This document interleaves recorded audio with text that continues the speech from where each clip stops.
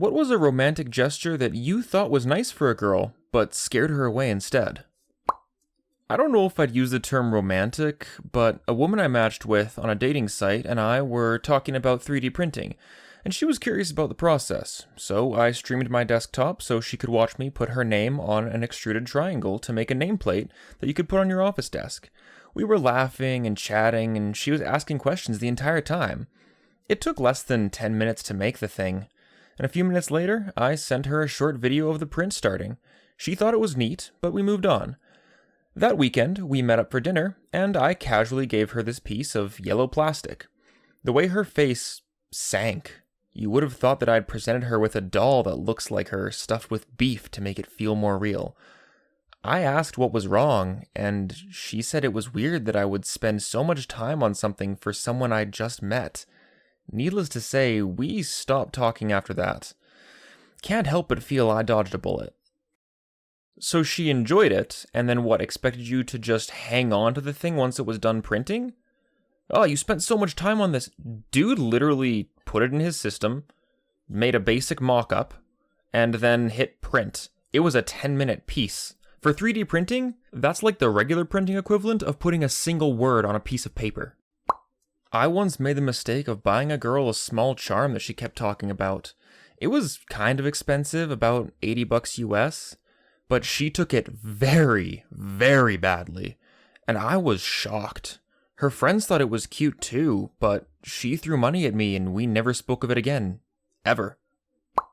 I once had a boyfriend who would show up to my classroom with Starbucks. He'd swing by my apartment early in the morning and late in the evening just to make sure I was safe, and he'd leave burnt CDs in my car so that when I turned it on, it'd play songs he wanted me to hear that were about us.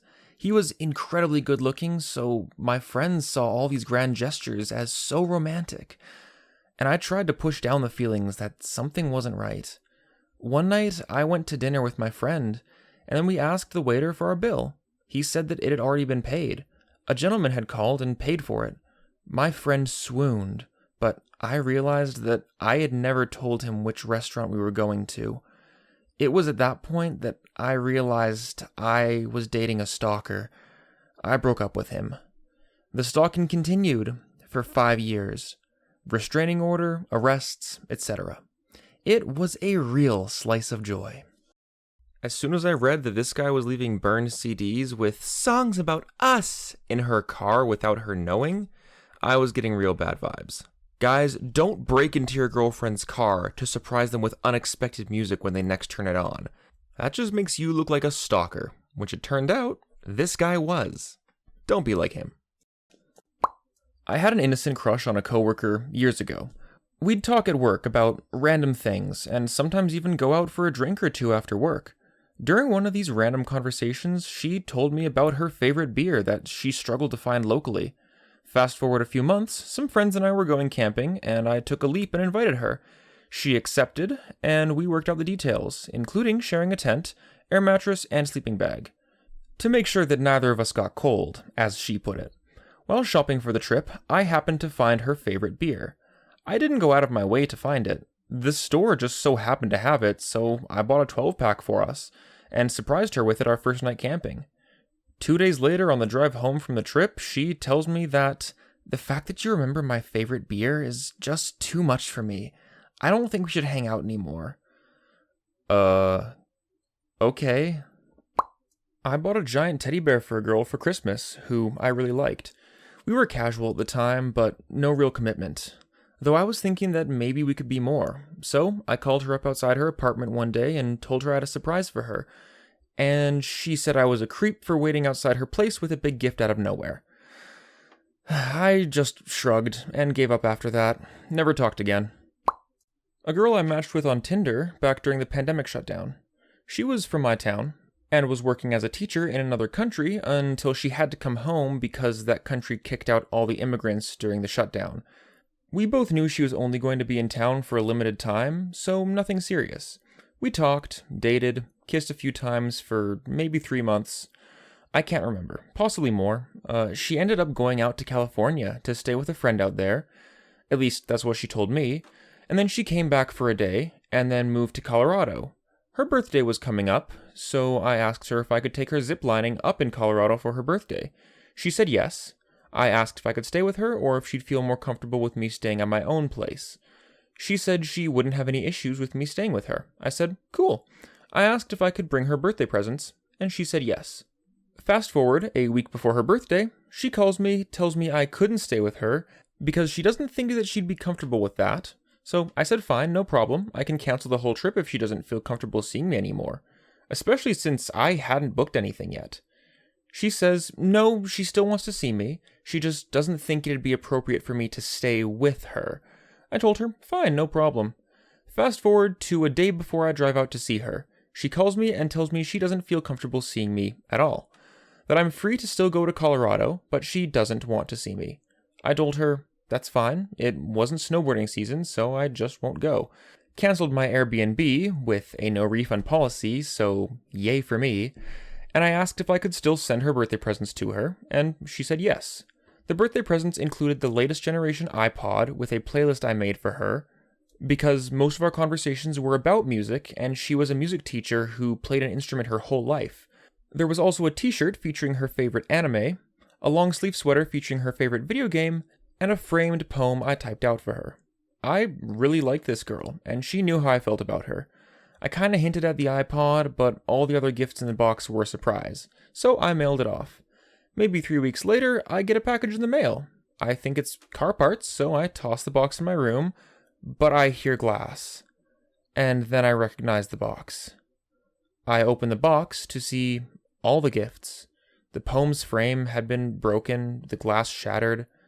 The iPod had been turned on and used based on the battery level, and there was a crumpled up, torn note taped to the iPod box that read, "These gifts are highly inappropriate. Do not reach out to me. You have been blocked from all social media." I returned the iPod, threw away the poem, and destroyed the frame even further. Then just left the t-shirts on the floor in the back of my closet till one of my other friends heard the story, and she demanded that I give her the shirts. They have a nice home now. You've really got to make sure you're on the same wavelength as the girl. Women are often very wary of being backed into a corner in relationships and feeling trapped. So in a lot of cases, if you're buying her an iPod or special gifts, or trying to move things forward at a pace that she isn't ready for or wanting to reciprocate, you'll get that reaction of wanting to escape, because she isn't ready for the level of commitment it feels like she's being expected to have, or like she's being put into a fantasy version of herself that she doesn't want to play the part of. A lot of these instances can be avoided by just talking and listening, calibrating yourself to where she's at, and not letting infatuation take over your pocketbook. And if she isn't the type to communicate, then it's not a relationship you'd want to invest in anyways. I hope this was a real learning opportunity for this guy, because I crunched the numbers, and assuming it was an iPod Nano and not something fancier, between the 2 shirts, the shipping, and the picture frame, we're looking at about $270. And assuming this was in 2008, when the latest generation iPod was the Nano, adjusted for inflation today, that's the equivalent of $400, which is not a cheap investment for a 3-month casual relationship. I was really into this girl who was a Game Grumps and NSP fan. She was going through a really rough time with depression, so I got Danny Avidan to do a cameo for her, and he did an amazing job. He spoke empathetically, from the heart, shared his own story of dealing with depression, offered some advice, and sang her a verse of Danny Don't You Know, but with her name in the place of Danny. I was trying so hard to be kind to her, and thought that it was a brilliant idea, just for her. Instead, she told me she was embarrassed because she hoped to meet Danny someday, and, in her words, "Now I'll just be the girl with issues to him." She was more concerned with what a celebrity might think of her in some imagined future encounter, while I, the man who adored her, was sitting right there, feeling absolutely crushed by how little she valued the effort. I still feel hurt by how she reacted, and it foretold coming weeks of her neglecting to consider my feelings in instance after instance, of her being hurtful and insensitive to me, during which I kept trying to do everything I could to think of to make her feel special. It's pretty unfortunate that her celebrity crush giving her a heart-to-heart And opening up about his own depression made her only think about how she's now going to be perceived by him, who understands her experience, as the girl with issues. He probably won't even remember her when she does meet him, if she does. And if he does realize that it's her, the girl he made that video for, he'd probably be stoked that he was able to reach one of his fans on such a deep level and that it really impacted her. I think it would feel good to him more than not and help him relate to her more rather than look down on her. It honestly sounds kind of like self-absorbed behavior on her part to me. But I also can definitely understand the embarrassment of it all, especially if these two were teenagers or early 20s when this all went down. Not me, but my old roommate was seeing this guy for like 2 months, who asked me if he could come over before she got back from a work trip and leave some stuff in her room to welcome her home. He put flowers and had a mimosa on ice for her. He just swung by real quick in the morning and put the stuff in her room while I was home. But she absolutely freaked out about it and ghosted him. I apologized for like a month for letting him in her room. In college, I jokingly got on one knee and pleaded for the love and acceptance of this girl I dated for a few months. Way over the top, and loud, and made a scene, just to be funny. Then radio silence for a few months. So we obviously were no longer an item. Then we ran into each other, and she told me she couldn't handle a proposal in college. I said I had no clue what she was talking about, and that I was obviously being ridiculous trying to be funny. We laughed that she thought I proposed. I laughed that somehow I actually made her think that. Then we hugged and went about our lives. Kind of a sweet way to say goodbye. I hope she's doing well. We were both 19 at the time, and I told her I didn't do drugs and was a pre-med student. I think being a straight arrow really scared her away. But the funny thing is, 7 years later, she slid into my DMs and talked about catching up and how she thinks she really let me slip. But I was already engaged.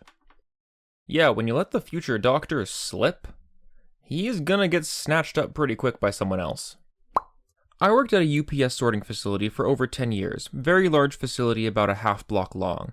The girl in particular worked in a separate office space, and basically would get on my case if I didn't go out of my way for her, especially when I didn't even know she'd be at work. Specifically, she would say hi to me, but if I said hi back, she would give me some look like I just farted in her face. Every time I brought donuts for my office mates, she complained that I didn't think of her and get her favorite kind. But then I would go again and remember to get the extra donut, which was her favorite, and she'd give me a look like I again farted in her face.